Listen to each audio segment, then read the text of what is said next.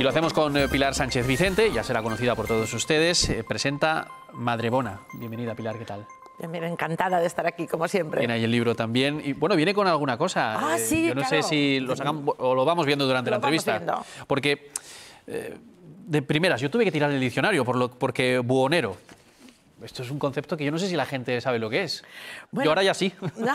Pues buhonero, la verdad es que es una figura mítica. Y el hecho de dedicarle la novela, que sea un buhonero el protagonista, se debe a un profesor de prehistoria ya fallecido que me dio clase, Javier Fortea, un clásico de la arqueología y de la prehistoria asturiana, porque en un examen me puso una pregunta que yo desconocía, que era cómo podía ser que se encontrara una cerámica mediterránea en un yacimiento del norte de España. Y bueno, me pilló totalmente desprevenida, pero de repente me vino a la cabeza la figura del buhonero, precisamente. Esas figuras errantes que andaban portando novedades, noticias, inventos de un extremo a otro del mundo.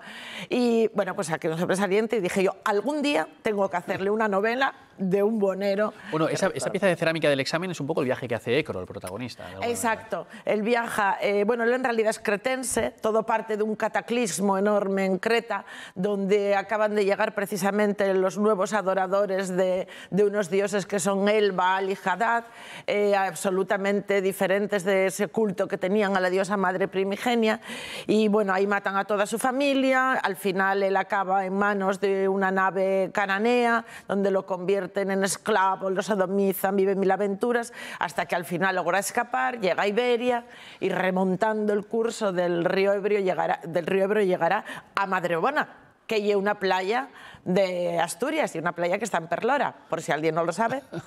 Bueno, pasa por el Aramo también, ¿puede ser? ¿O? Pasa también porque hay una guerra con los áricos, los pastores y agricultores que están poniendo los túmulos y los dólmenes que todavía podemos ver hoy en el Monte Areo, los áricos, y en esa batalla él va a buscar cobre, porque estamos en el Calcolítico, en la edad del cobre. Sí, mire, yo voy un poco, todavía no he avanzado mucho, pero ya tengo que ir casi con un papel al lado para ir apuntando nombres de personajes y demás, porque es muy coral.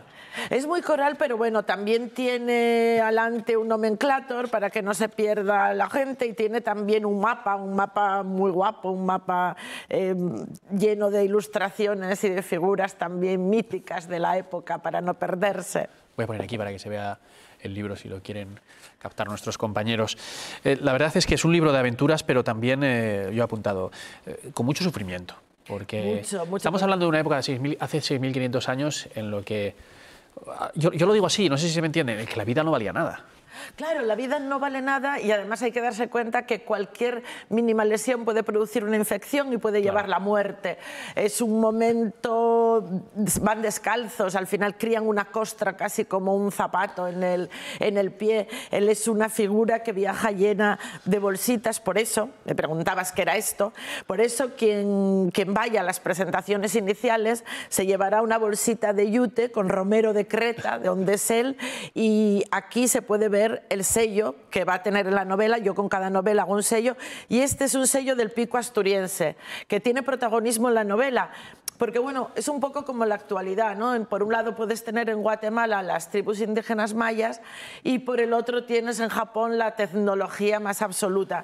En este momento, en el Tigris y el Éufrates ya se está produciendo los asentamientos estables, empiezan ya a haber palacios, templos, mientras que aquí casi seguimos cazadores, recolectores, excepto Tartesos, que sería lo más parecido en ese momento al Canadá. Claro, uno sigue la historia de Ecro y dice, entonces no se vivía, se sobrevivía.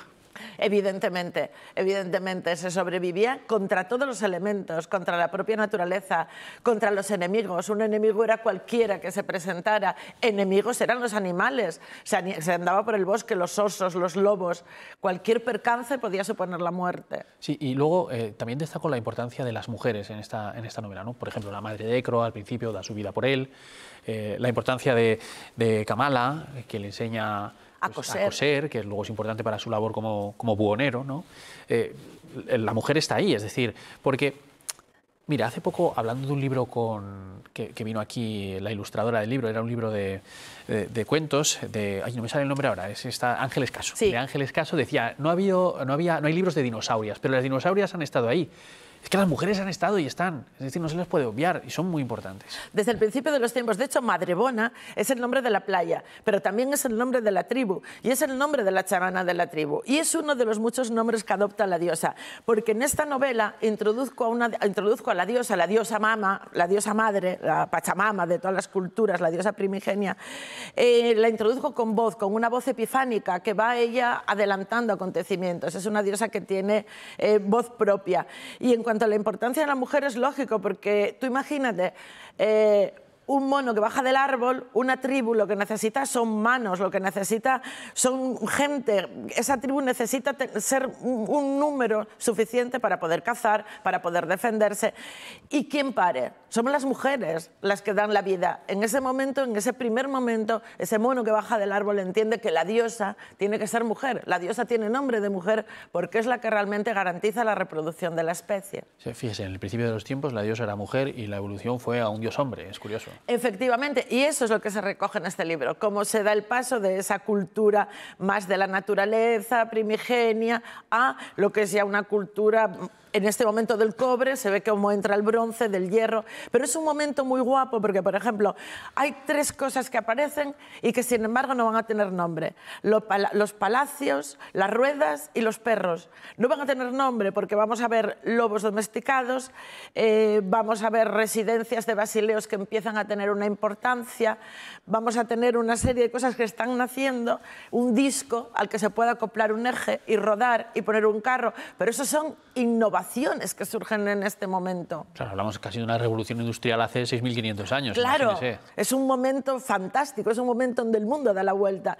Y yo creo que hay muy poco escrito. La fecha realmente hace 6.500 es una fecha simbólica porque podría ser 100 años atrás, 500 adelante. Quién sabe, ¿no? Realmente si desconocemos casi lo que pasó en el medievo, que podía haber en esta época. Pero lo que me interesaba representar era esa diferencia que hay de un extremo al otro del Mediterráneo, ese comercio incipiente que hay entre cananeos y tartesos, esa diferencia de culturas y esa relación que existe entre ellas a través precisamente de figuras como las del buhonero. Claro, yo voy reflexionando mientras la estoy escuchando, ¿no? Y pienso, pues es una novela ambientada hace 6.500 años, pero que puede estar de actualidad también, ¿no? Por las relaciones internacionales, ¿no? Los cambios continuos, ya no hablo de una revolución industrial, la revolución tecnológica que nos puede pillar más cerca, ¿no? Es decir, que la gente no se asuste al entrar en esta novela porque se puede sentir reconocida. Para nada, se va a sentir reconocida totalmente, porque fíjate, una de las cosas que quizá les sorprenda más y a la que tuve que dar solución precisamente es a las distintas lenguas con que se enfrenta el buhonero, las distintas lenguas en las que tiene que relacionarse, con las que tiene que aprender. Y ahí hay algo que también hay un personaje que yo le tengo muchísimo cariño, que es una niña maldita, privada de palabras y sonidos, que en realidad es que es sorda, pero la consideran maldita, evidentemente, porque claro, ni habla ni oye. Entonces está como, de hecho, el buhonero la salva en un episodio dramático de ser linchada por su propio pueblo y le acompañará hasta el final. Pero inventan una lengua de signos. Me pareció fantástico que en este momento pudieran realmente comunicarse mediante signos. Claro, porque el hombre, el ser humano, es un animal comunicativo, es que es así. Yo lo tenía aquí apuntado, el valor de la traducción y el conocimiento de las lenguas, pero bueno, ya lo ha destacado usted. Bueno, por aparece hasta el cannabis. Claro, porque es un momento, hay que tener en cuenta, aparece el cannabis, aparece los oncosilócibes, aparece la hidromiel, aparece el citos, que es la sidra, aparece la cerveza, porque curiosamente estas sustancias naturales, el uso de estas sustancias naturales y de estas fermentaciones alcohólicas se hacen ya casi desde el año 9000 y estamos en el año 4500 a.C. Se hacen desde el principio de los tiempos. ¿Por qué? Y esto no me lo invento, hay muchísimos libros que estudian el tema, porque consumidos en comunidad y en sociedad aumentan la creatividad y fomentan la cohesión del grupo. Eso de la exaltación de la amistad, los cánticos regionales, bueno, pues eso es un poco el origen del uso de estas sustancias, aunque luego también se ve que, bueno, según cómo se utilicen pueden provocar verdaderos desastres en una persona. Claro, no solo apreciamos una evolución, lo que yo he llamado industrial, que no es industrial porque estamos hablando de hace 6.500 años, ¿no? de técnicas, de herramientas, sino una evolución social de la propia naturaleza del hombre. Cuando uno se enfrenta a una novela ambientada hace 6.500 años, Es muy complicado, hay que hacer mucha labor de documentación, aunque, bueno, ya decía usted que la llevaba dentro desde aquel examen.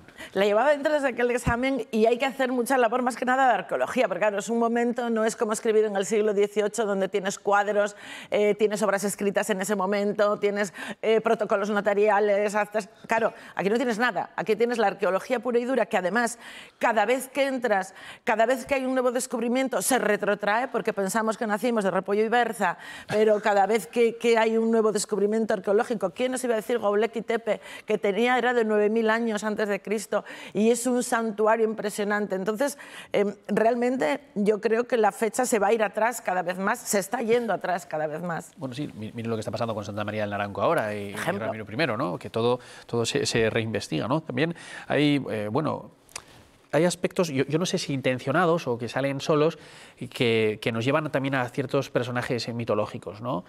Por ejemplo, el mito de Medea, que está ahí. Es que la idea que tenemos casi conocida es de los griegos, a partir de la primera obra escrita, de los primeros que tenemos constancia en el occidente de obra escrita. Y claro, ahí tenemos efectivamente los mitos. Entonces, hay que tener en cuenta que los mitos surgen de leyendas, pero para que haya una leyenda tuvo que haber unos hechos. En esta novela vamos a encontrar probablemente los hechos que dieron lugar a la leyenda que dio lugar al mito de Medea, de Circe, del Minotauro. Bueno, es una novela para amantes de esa época, está claro, ¿no? Sí, yo creo que sí, porque además las intervenciones de la diosa conservan ese lenguaje del coro griego, de Sófocles, está muy estudiado para que realmente son intervenciones cortitas entre algunos capítulos que realmente evocan esa época. Sí, yo preparando una entrevista entre lo que pude leer y lo que pude avanzar a través de los dosieres de prensa que mandan ustedes, dije, este es un Ulises. Bueno, podría serlo perfectamente. Sí, porque es que le pasa de todo y además problemas que también están hoy en día, ¿no? Es decir, decía usted, hay un momento en el que él es apresado, por así decirlo, sodomizado, es decir, sufre maltrato. Claro, evidentemente. Es que, por ejemplo, la sodomía era algo también muy habitual. Él le cogen siendo un niño y es, evidentemente, el marinero del barco, que luego le enseñará también las estrellas y cómo orientarse con las estrellas, un poco a cambio, ¿no?, de la utilización que tiene. Pero él es sodomizado y convertido en esclavo y esclavizado. Sí, pero al final lo que me queda, y a esto voy, es que hace 6500 años también las personas tenían ese punto de bondad que hace seguir adelante, ¿no? Que es lo que realmente le salva, el encontrarse con Rajeb, el otro marino que le da pena, se apiada de él, y Kamala, su mujer. Por ejemplo, Rajeb tiene hijos en otras paradas, en otros puertos, pero con Kamala, que es su esposa, digamos, oficial en Tiro, el grande, Tiro y Tarsis, es un comercio entre Tiro y Tarsis. Claro, no tienen hijos y en cierto modo ella le adopta porque le ve, se apena, y le da las herramientas para sobrevivir, que va a ser cómo fabricar una aguja y coser. Coser va a ser para él el modo de realmente relacionarse, tener un puesto en la sociedad, porque claro, no solamente transporta de un lado al otro, pues por ejemplo de Asturias se llevará el azabache, lo intercambia en otros lugares,